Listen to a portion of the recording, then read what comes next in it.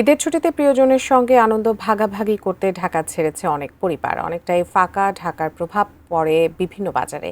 ঈদের 3 দিন পরে বাজারগুলোতে ক্রেতাদের উপস্থিতি কিছুটা বেড়েছে, তবে সরবরাহ কমের অজুহাতে রোজার মাসের তুলনায় দাম কিছুটা বাড়তি। বিস্তারিত রবিউল ইসলাম রবির রিপোর্টে। বৃহস্পতিবার সকালের দিকে রাজধানীর পলাশী কাঁচাবাজার, নিউ মার্কেট কাঁচাবাজার ও মোহাম্মদপুর কাঁচাবাজার ঘুরে দেখা যায় বেশিরভাগ দোকানই বন্ধ, ক্রেতাও কম। তবে বেলা বাড়ার সাথে সাথে ক্রেতাদের উপস্থিতি বাড়তে থাকে। সরবরাহ কম থাকার অজুহাতে মাছ, মাংস ও সবজির দাম একটু ঊর্ধ্বমুখী।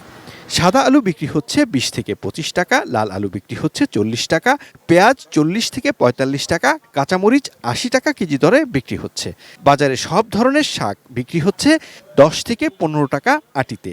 অ্যান্টিব্যাকটেরিয়াল অ্যাডিটিভ যুক্ত সেরা ওয়াটার ট্যাঙ্ক বিশুদ্ধ পানিতে ব্যাকটেরিয়া জন্মাতে দেয় না।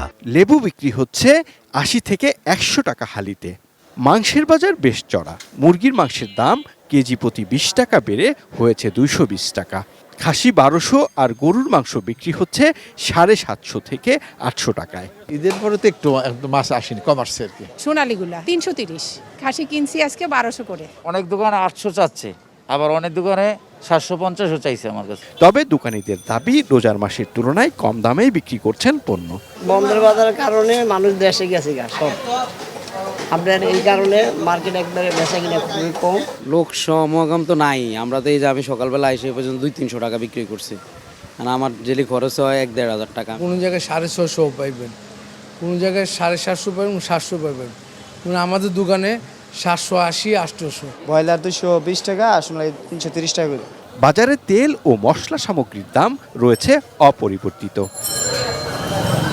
রবিউল ইসলাম রবি, এটিএন নিউজ, ঢাকা।